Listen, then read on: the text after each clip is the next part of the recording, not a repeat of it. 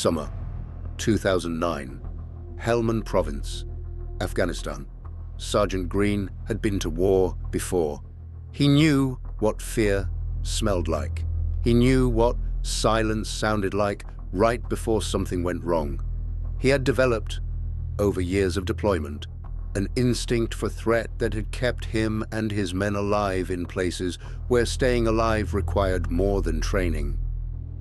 What he felt pulling up to observation post Rock was different. It wasn't the heat, it wasn't the dust, it wasn't the Taliban snipers in the hills. It was the British soldiers they were there to relieve. 8 of them, all packed, all ready before the Americans had even stopped moving. Their commander handed off the position in less than 10 minutes, which was not how these things were done. Before climbing into his vehicle, he turned to Sergeant Green and said one thing. Quote, "If you dig anything up, put it back where you found it." End quote. Sergeant Green asked what he meant. The British commander was already gone. 8 weeks later, 3 of Sergeant Green's men were dead. Green himself would be unrecognizable, and not one of them, not a single one, would ever be able to explain what happened at that outpost. Observation Post Rock sat on a small elevated position in the Helmand Desert, exposed in every direction with nothing between you and the horizon but dust and heat and the occasional crack of a Taliban rifle. It looked like nothing. It was everything. The outpost had been fought over for decades. When Soviet forces moved through Helmand in the 1980s, they killed every Mujahideen fighter using OP Rock as a position.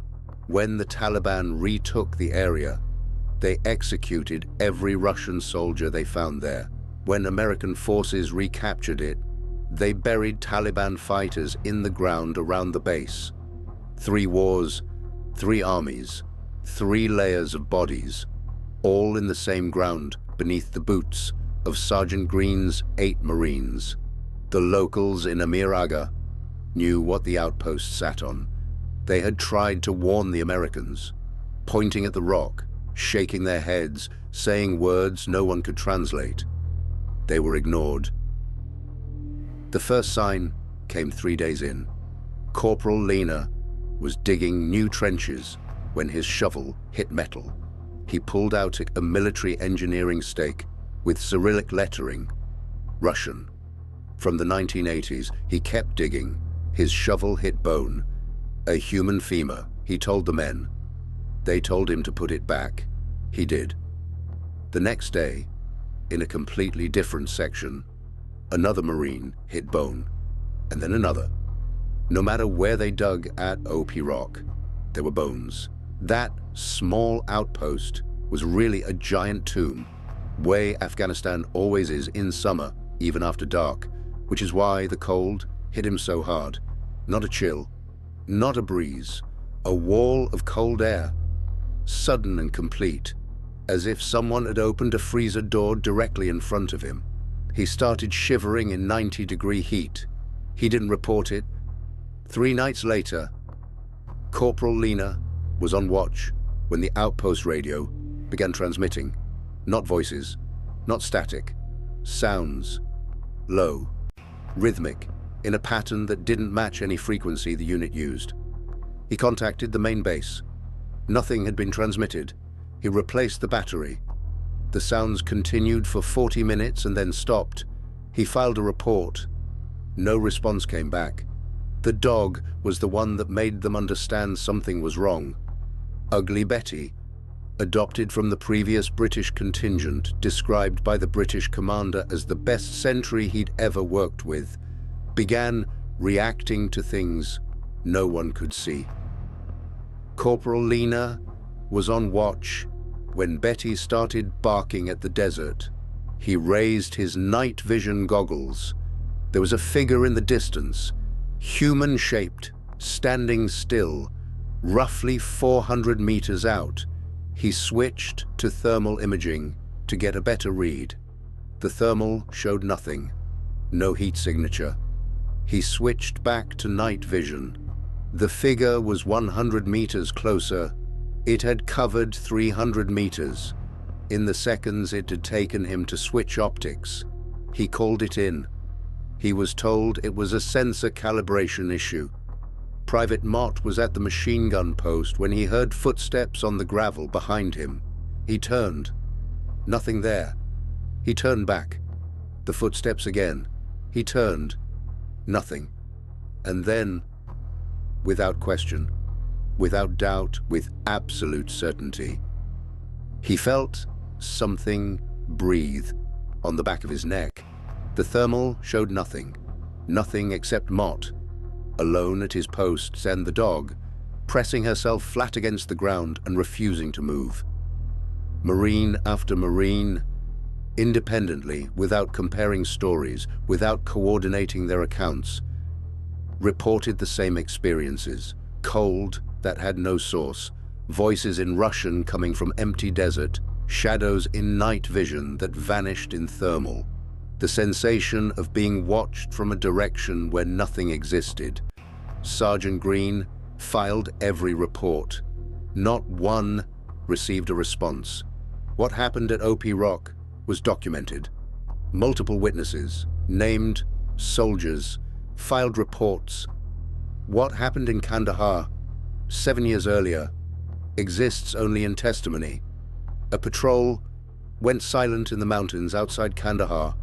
A special operations unit was sent to find them. What they found on the trail were the signs of a patrol that had not simply disappeared, scattered equipment, fired weapons casings, and at the end of the trail, a cave entrance surrounded by bones. A man identified only as Mr. K, a military contractor who served in the area, described what the unit encountered at that cave in an interview recorded in 2016. He said a creature emerged from the entrance, between 12 and 15 feet tall, red hair, 6 fingers on each hand, 2 rows of teeth. It killed a soldier he called Dan with a spear before the unit opened fire. 30 seconds of sustained gunfire. The creature fell. Mr. K said the body was loaded onto a helicopter and flown to Wright-Patterson Air Force Base in Ohio. The Department of Defense was contacted about this account in 2016. A Pentagon spokesman issued a statement, quote, "We have no record of such an incident," end quote. No record of the missing patrol, no record of the special operations response, no record of a soldier dying by spear in Kandahar in 2002. Whether Mr. K's account is true is not something that can be confirmed. What can be confirmed is this: he is not the only one. An Air Force drone operator, identity protected, described what his thermal imaging system recorded over a remote northern valley. 3 figures, each one, confirmed by the built-in measurement tool of his surveillance system, at approximately 12 feet tall. Quote, "The goats next to them looked like cats," end quote. He reported it. He was told it was equipment malfunction. The footage was not retained. A second operator, northeast of the Korangal Valley, described 2 figures near a fire. He watched for 20 minutes. Then they stood up. They were not 2 people. They were one, who, when standing, made every other figure look like a child. Filed. Classified.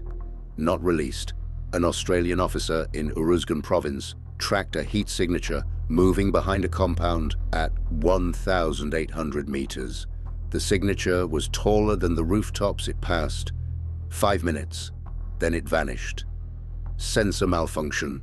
These reports came from different branches of service, different nationalities, different years, different provinces. None of them knew about the others. All of them were told the same thing. Of the 8 Marines stationed at OP Rock in the summer of 2009, 3 died in combat in the month that followed. Sergeant Green was severely disfigured in an IED attack. The survivors have never agreed on what was at that outpost. They cannot agree on whether what they experienced was supernatural or psychological, or something the English language does not have a category for.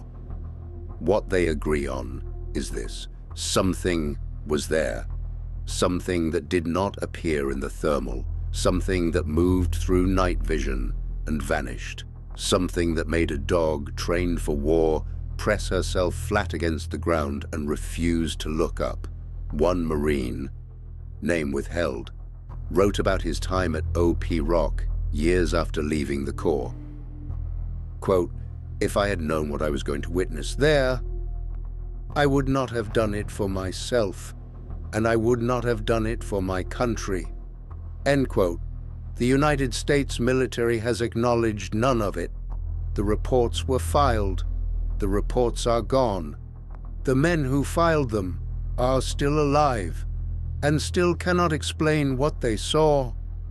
This is the last witness files. Every story has a last witness. Today, you are one of them.